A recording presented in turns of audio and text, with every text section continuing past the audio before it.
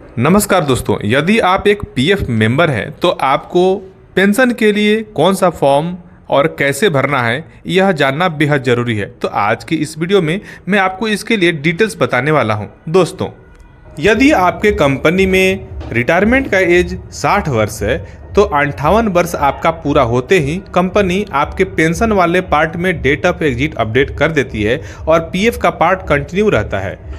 यदि आप पेंशन के लिए अप्लाई करते हैं तो आपके सामने दो मुख्य ऑप्शन दिखाई देते हैं। पहला, type of pension claimed superannuation. Next, scheme certificate if yes no और डेफर पेंशन। दोस्तों, ज़्यादातर लोगों के मन में ये दो जो ऑप्शन हैं, स्कीम सर्टिफिकेट और डेफर्ड पेंशन, इसके बारे में हमेशा कन्फ्यूजन रहता है। तो मैं आपको बता दूं कि स्कीम सर्टिफिकेट में आपको यस करना है या नो करना है। देखिए, अगर आप किसी पिछले 2 या 3 कंपनी में काम किया है और आपके पास उस कंपनी का स्कीम सर्टिफिकेट है, आपने स्कीम सर्टिफिकेट लिया होगा, फॉर्म 10C स्कीम सर्टिफिकेट वाले ऑप्शन को चूज किया होगा, तो सर्टिफिकेट का डिटेल्स यहाँ पे दर्ज करके आप उस कंपनी के सर्विस हिस्ट्री को इसमें जोड़ सकते हैं। अर्थात पिछले अगर आपने 5-6 कंपनी में 5 या 10 साल काम किया होगा, तो अगर आप चाहते हैं कि उस कंपनी का भी सर्विस इसमें जुड़ जाए तो आप स्कीम सर्टिफिकेट यस वाले ऑप्शन को सिलेक्ट करके और स्कीम सर्टिफिकेट का नंबर यहाँ पे आपको दर्ज करना होगा और यहाँ पे आपका सर्विस जो है अपना ऑटोमेटिक इंक्लूड हो जाएगा। यदि आपके पास स्कीम सर्टिफिकेट नहीं है तो आपको नो वाले ऑप्शन को सिलेक्ट करना चाहिए। स्कीम सर्टिफिकेट के बारे में मैं डिटेल्स वीडियो बनाया हूं, उस वीडियो का लिंक इस वीडियो के डिस्क्रिप्शन में डाल दूंगा, आप उसके बारे में डिटेल्स जानकारी प्राप्त कर सकते हैं। नेक्स्ट ऑप्शन आता है डेफर्ड पेंशन। डेफर्ड पेंशन क्या होता है? डेफर्ड पेंशन का मतलब होता है कि यदि आप कंपनी में काम कर रहे हैं और आपने 58 वर्ष की उम्र में पेंशन के लिए अप्लाई करते हैं तो आपके पास 2 ऑप्शन रहता है कि आप पेंशन 59 साल में लेना चाहते हैं कि 60 साल में लेना चाहते हैं। यदि आप पेंशन को डेफर्ड करते हैं, जिसको हिंदी में स्थगन कहते हैं, स्थगित करना है, आप 1 या 2 साल के लिए पेंशन को स्थगित कर देते हैं तो आपको ज़्यादा पेंशन मिलता है, 4 या 8% ज़्यादा पेंशन आपको प्राप्त होता है। तो बहुत सारे लोग डेफर्ड ऑप्शन को यस सिलेक्ट करते हैं। जैसे ही आप यस सिलेक्ट करेंगे तो आप डेफर्ड ऑप्शन का एज सिलेक्ट करना पड़ेगा। यदि आपके पास आप डेफर्ड पेंशन नो सिलेक्ट करते हैं तो आपके सामने जो है वो ऑप्शन नहीं आएगा। तो यदि आप ये यस करते हैं तो आपको ऑप्शन देता है कि किस एज में आप पेंशन लेना चाहते हैं, जैसे कि 59 साल में या 60 साल में। यदि आप 60 साल के एज में लेना चाहते हैं तो 60 साल के लिए सिलेक्ट कर सकते हैं। अगर 59 साल में अपनी पेंशन को चालू करवाना चाहते हैं तो आप 59 साल सिलेक्ट कर सकते हैं। मान लेते हैं कोई 50 साल का उम्र का आदमी है, अगर आप पेंशन 59 साल में लेना चाहता है तो इस तरह से 59 साल अप्लाई कर सकता है। या कोई 58 साल की उम्र हो गया है और वो पेंशन अप्लाई करना चाहता है 59 साल में, तो 59 साल भी सिलेक्ट कर सकता है। यहाँ पे आपको 2 ऑप्शन आते हैं, विद कंट्रीब्यूशन और विदाउट कंट्रीब्यूशन। विद कंट्रीब्यूशन का मतलब यह होता है कि आप पेंशन को 59 साल कंटिन्यू 59 साल आप डेफर्ड कर दिए, लेकिन आप कंट्रीब्यूशन भी उसमें चालू रखेंगे, मतलब पेंशन वाले फंड में भी पैसा जमा कंटिन्यू रखना चाहते हैं। और विदाउट का मतलब होता है कि आप 59 साल में पेंशन तो लेंगे लेकिन अब कंट्रीब्यूशन आप बंद कर देंगे, आप पेंशन वाले फंड में पैसा नहीं जमा करेंगे। यानी कि डेफर्ड पेंशन का मतलब मैंने आपको बता दिया। और उसके बाद आपको जो है एम्प्लॉय को अपना जो आधार कार्ड में एड्रेस है वह एड्रेस यहाँ पे टाइप करना होता है।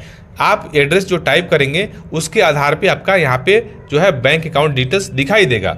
पहले क्या था कि पीएफ जो है, ईपीएस जो है किसी पार्टिकुलर 4-5 बैंक में ही पेंशन देता था, लेकिन अभी 1 जनवरी से यह नियम लागू हो गया है कि अब जो है ईपीएस आपके किसी भी ब्रांच में जो आपका बैंक लिंक है उसी बैंक में आपका पेंशन देगी। यानी कि अब सभी बैंकों के साथ लिंक हो चुका है। अब आप किसी भी बैंक से आप पेंशन प्राप्त कर सकते हैं। अब आपको अलग जो खास बैंक के साथ टाइप था वो प्रॉब्लम सोल्व हो चुका है पीएफ के द्वारा। आप देख सकते हैं जो आपके बैंक लिंक है आपके पीएफ में उसी में आपका पेंशन चालू हो जाएगा। चाहे तो आप इसको चेंज भी करवा सकते हैं केवाईसी के जरिए। प्रॉपरली एड्रेस टाइप करने के बाद आपको स्कैन किया हुआ कैंसल चेक या पासबुक यहाँ पे अपलोड करना होता है, जिसका साइज कम से कम 100 KB और ज़्यादा से ज़्यादा 500 KB होना चाहिए।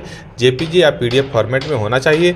तो आप जब स्कैन करें तो उसका सब जो है फाइल का साइज जरूर चेक कर लें, नहीं तो इसमें अपलोड नहीं होगा। उसके बाद यहाँ पे एक अंडरटेकिंग होता है, इसको यस करना पड़ता है और यस करने के बाद नीचे यहाँ पे हिंदी में लिखा है इसको भी यस करना होता है।